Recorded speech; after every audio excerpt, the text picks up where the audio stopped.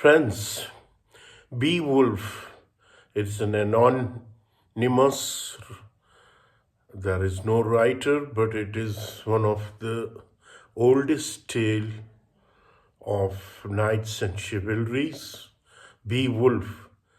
So according to the story of Beowulf, King Rutger of Denmark, a descendant of the great king Shield Shiefson, enjoys a prosperous and successful reign. He builds a great mead hall called Herod, where his warrior can gather to drink, receive gifts from their lord, and listen to stories sung by the scopes or bards.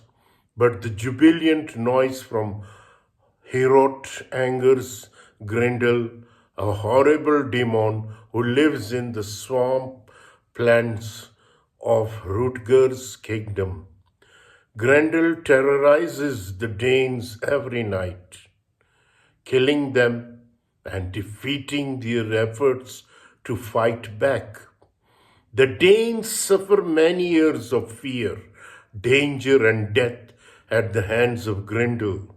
Eventually, however, a young British warrior named Beowulf hears of the Rutger's plight. Inspired by the challenge, Beowulf sails to Denmark with a small company of men determined to defeat Grendel.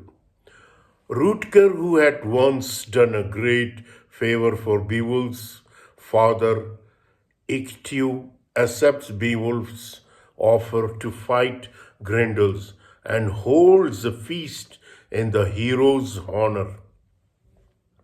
During the feast, an envious Dane named Unferth taunts Beowulf and accuses him of being unworthy of his reputation. Beowulf responds with a boastful description of some of his past accomplishment. His confidence cheers the Danish warriors, and the feast lasts merrily into the night. At last, however, Grendel arrives. Beowulf fights him unarmed, proving himself stronger than the demon, who is terrified as Grendel struggles to escape. Beowulf tears the monster's arms off. Mortally wounded, Grendel slinks back into the swamp to die.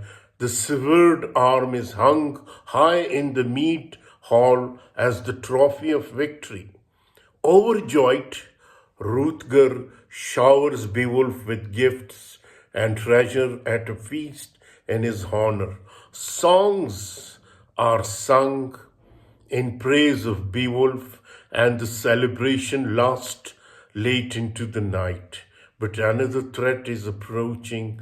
Grendel's mother, a swamp hag who lives in the desolate lake, comes to Herod, seeking revenge for her son's death.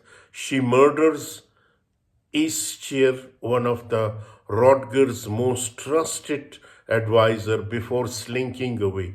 To avenge Aestir's death, the company travels to the murky swamp where Beowulf dives into the water and fights Grendel's mother in her underwater lair. He kills her with a sword forged for a giant, then finding Grendel's corpse, decapitates it and brings the head as a prize to Rutger.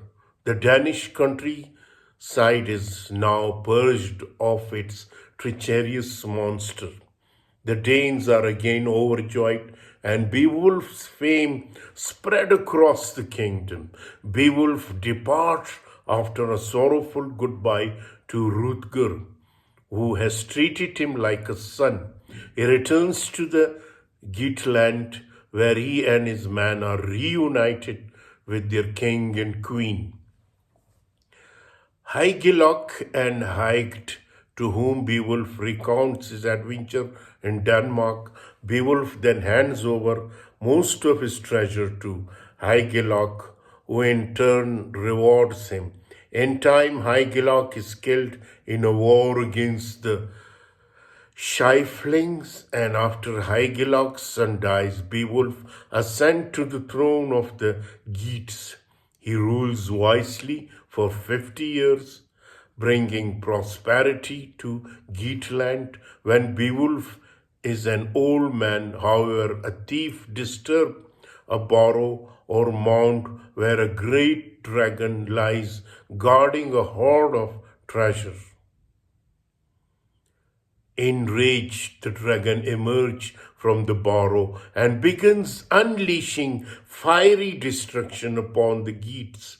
Sensing his own death approaching, Beowulf goes to fight the dragon. With the aid of Wiglaf, he succeeds in killing the beast, but at a heavy cost. The dragon bites Beowulf in the neck, and its fiery venom kills him moments after their encounter. The Geats fear that their enemies will attack them now that Beowulf is dead. According to Beowulf's wishes, they burn their departed king's body on a huge funeral pyre and then bury him with a massive treasure in Borrow overlooking the sea. So this is the story of Beowulf by anonymous writer. So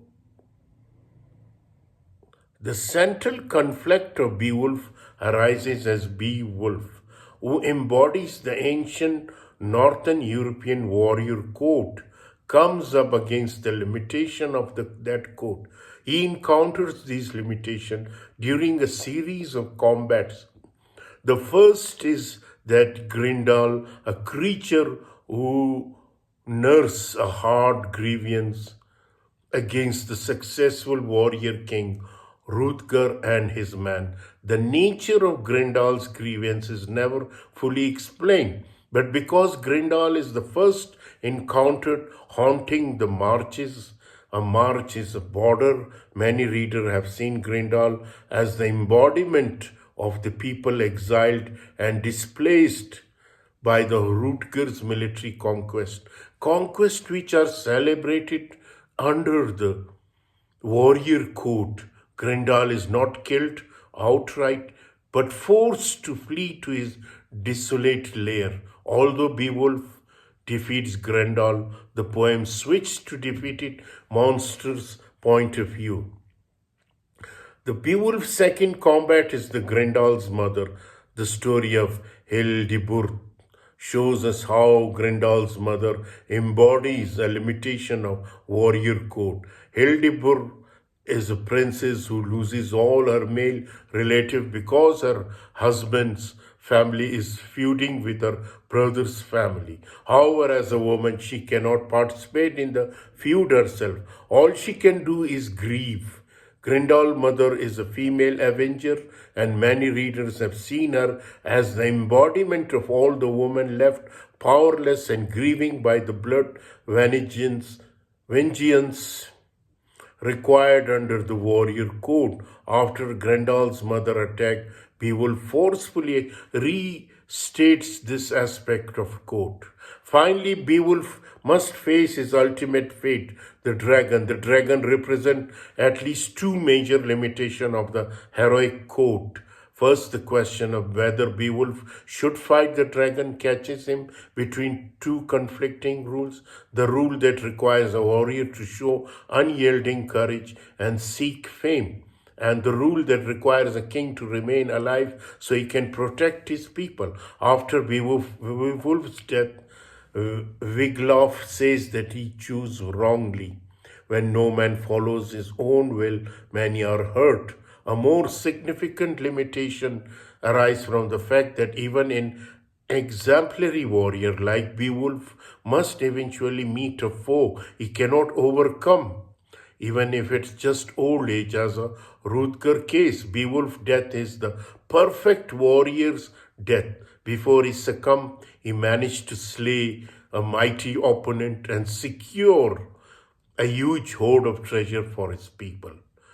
Nevertheless, his death is a disaster. At his funeral, his people foresee enemies on the rampage, bodies in piles, slavery, and abasement. We are left with the sense that even if there is much to admire about the warrior code, ultimately it is tragically misguided. So, this is the story of Beowulf and how a great warrior met his tragic end and how he defeated its most mighty opponent in a combat.